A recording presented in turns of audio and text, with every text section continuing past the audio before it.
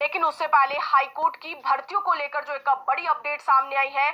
वो बताना आपको बहुत जरूरी है। हिमाचल प्रदेश हाईकोर्ट ने चयन प्रक्रिया से जुड़े मामले को लेकर एक अहम व्यवस्था जो है वो दी है और इसमें कहा है कि बिना किसी आपत्ति या विरोध के चयन प्रक्रिया में भाग लेने के बाद असफल उम्मीदवार इसे चुनौती देने का हक नहीं रखते हैं। और न्यायाधीश ज्योत्सना नेवाल दुआ ने प्रार्थी संतोष रांटा द्वारा चयन प्रक्रिया को चुनौती देने वाली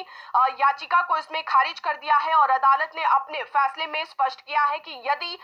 किसी उम्मीदवार के लिए चयन प्रक्रिया का परिणाम सुखद नहीं है तो वो ये आरोप नहीं लगा सकता है कि साक्षात्कार की प्रक्रिया में खामी थी। और प्रार्थी ने ना तो चयन कमेटी को प्रतिवादी इसमें बनाया था और ना ही किसी के खिलाफ द्वेष भावना का जो आरोप है वो इसमें लगाया था। और याचिका में ये दलील दी गई थी कि याचिकाकर्ता और अन्य ने वर्ष 2008 में कलाध्यापक के पद के लिए साक्षात्कार में भाग लिया था और ये पद सामान्य श्रेणी के विकलांग के लिए आरक्षित रखा गया था। और इसमें आरोप लगाया गया था कि याचिकाकर्ता को 13.07 अंक दिए गए जबकि चयनित उम्मीदवार को 13.57 अंक देकर सफल घोषित किया गया। और इस चयन प्रक्रिया के 2 साल बाद याचिकाकर्ता ने चयनित उम्मीदवार की नियुक्ति को चुनौती दी है और दलील दी गई कि जिस शैक्षणिक योग्यता के चयनित उम्मीदवार को अधिक अंक दिए गए हैं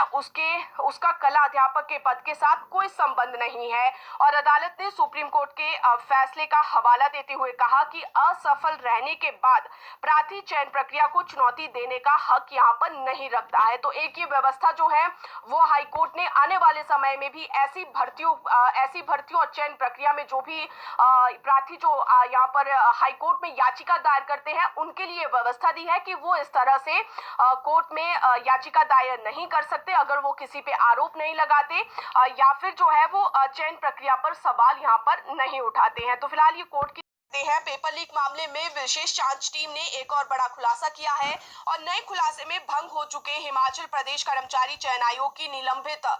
वरिष्ठ सहायक उमा आजाद की भांजी की परीक्षा भी संदेह के घेरे में अब इसमें आ चुकी है। और कहा जा रहा है कि उमा की बड़ी बहन की बेटी ममता उर्फ सोनिया ने भंग चयन आयोग के माध्यम से आयोजित पोस्ट को 939 की लिखित परीक्षा उत्तीर्ण की हुई है। और एसआईटी ने महिला अभ्यर्थी को विजिलेंस थाना हमीरपुर में पूछताछ के लिए इसमें तलब किया है। और पेपर लीक मामले में मुख्य सरगना उमा आजाद क्योंकि अभी तक है और एसआईटी ने 23 दिसंबर 2022 को post code 965 JIT paper leak का पर्दाफाश कर उमा आजाद समेत 8 आरोपियों के खिलाफ जो है वो इसमें मामला दर्ज किया था। और अभी तक 6 विभिन्न पोस्ट कोड के तहत 6 अलग अलग एफआईआर में कुल 16 लोगों को नामजद किया गया है जिसमें से 4 लोग जमानत पर रिहा हो चुके हैं और शेष 12 आरोपी अभी तक इसमें न्यायिक हिरासत में है। और पोस्ट कोड 939 जेआईटी भर्ती परीक्षा मामले में 2 चपड़ासी का बेटा और भतीजे समेत कुल 4 आरोपियों पोस्ट कोड 1003 कंप्यूटर ऑपरेटर भर्ती मामले में गिरफ्तार दलाल Sohan Lal, post code 819 traffic inspector भर्ती मामले में आरोपी रवि कुमार और पोस्ट कोड 980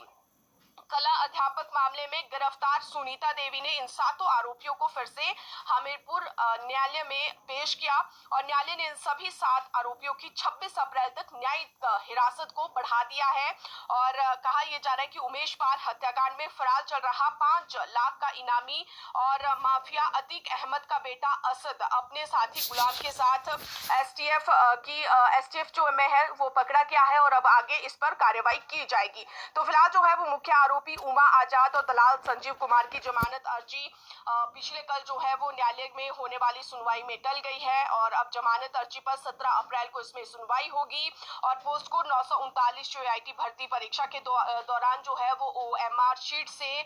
छेड़छाड़ के आरोपी चपड़ासी मदन लाल उसके बेटे विशाल और भतीजे दिनेश कुमार ने भी अपनी अधिवक्ता के माध्यम से जिला सत्र न्यायालय हमीरपुर में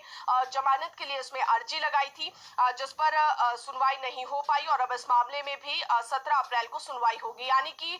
कुल मिलाकर अगर देखा जाए तो पेपर लीक मामला जो अभी तक भी नहीं सुलझ पाया है इसमें बहुत ज्यादा जो है वो आने वाले समय में बड़े खुलासे हो सकते हैं। दूसरी तरफ से हिमाचल प्रदेश के जेआईटी के जो अभ्यर्थी है वो इंतजार कर रहे हैं कि आखिर कब जो है वो ये गुत्थी सुलझे और उनकी जो भर्तियां बीच में रुकी हुई है उन भर्तियों का आगे प्रोसेस शुरू हो सके। क्योंकि आप देखिए चाहे वो जे 817 हो चाहे वो JOA 556 हो, 939 हो, तमाम ऐसे पोस्ट कोड JOIT भर्ती के हैं जो कि अभी भी